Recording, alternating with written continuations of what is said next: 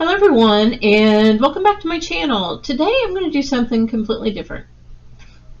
You guys hear that all the time, so it's like, here's a surprise. Some things that I thought I would do is, when I first started watching YouTube, I was watching women who, and sometimes men, that put makeup on and hairstyles and stuff like that. It was just something I enjoyed watching. I mean, why not, right?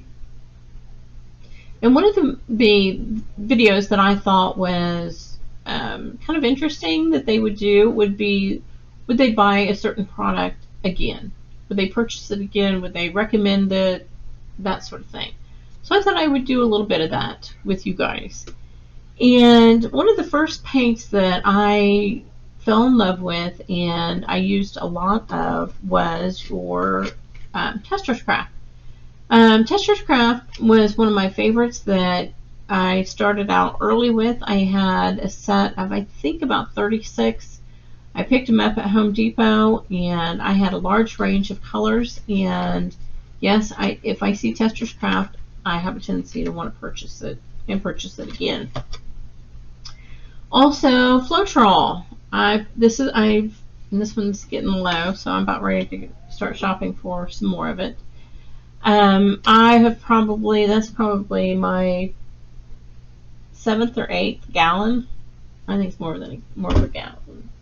Oh, it's almost, yes, that's 1 gallon. Of Floetrol. I use that stuff all the time.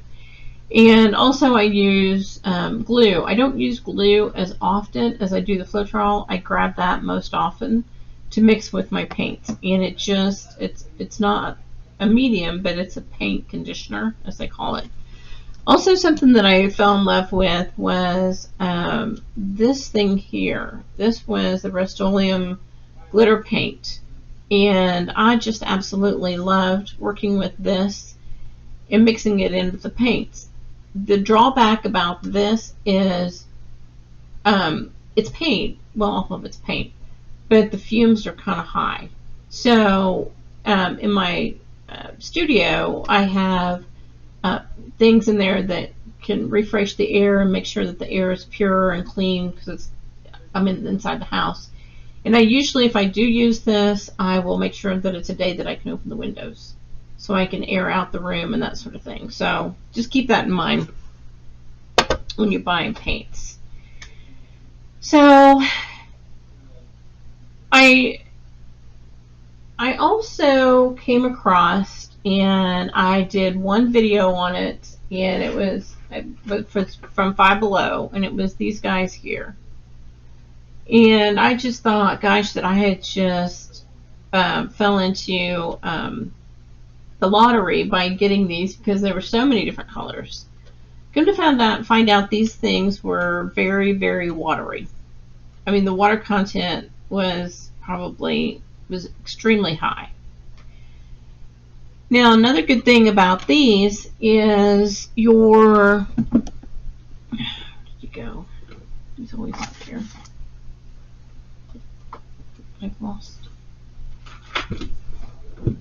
Oh, here. You guys know I show this thing all the time. Probably like, what's the picture of that? Or paint by number. These guys here would be good if some of these guys are dried up and are no longer good.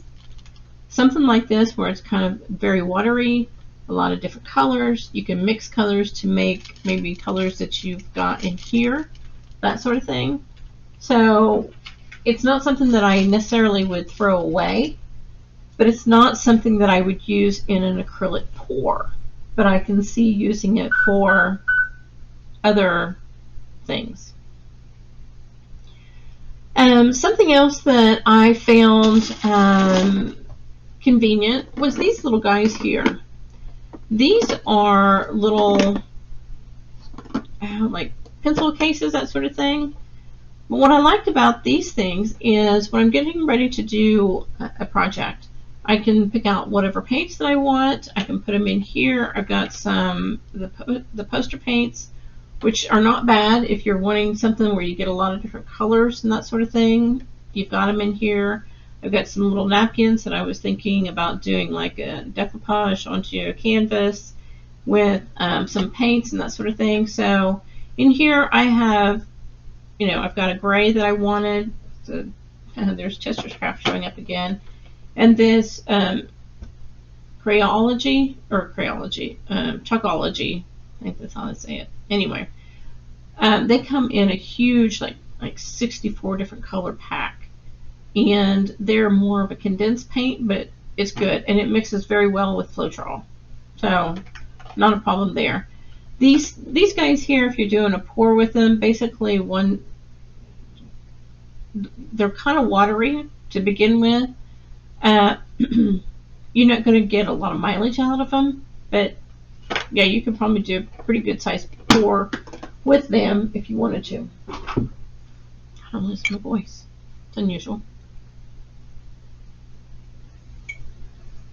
Okay, keep talking.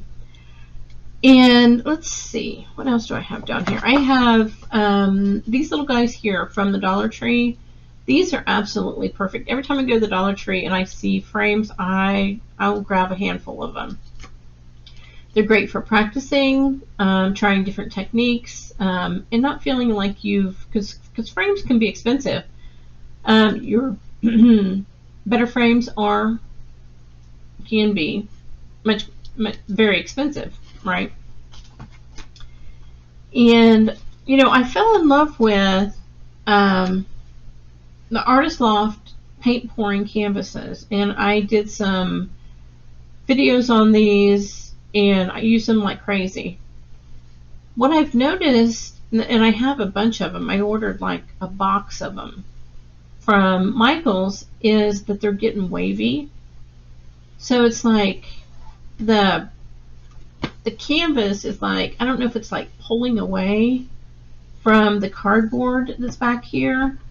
I don't know. I did a pour on these last week, and they didn't turn out very well. I didn't film it, but I had to redo them. So I don't know. It's just weird that they're getting wavy. I don't know if you guys can see. You can feel it. You can feel where it's like wavy, and it's not. I don't know if the glue's getting bad or something. I don't know. I don't know. But I have a bunch of them, and I probably will continue to use them until they're gone, but I don't know that I will repurchase them.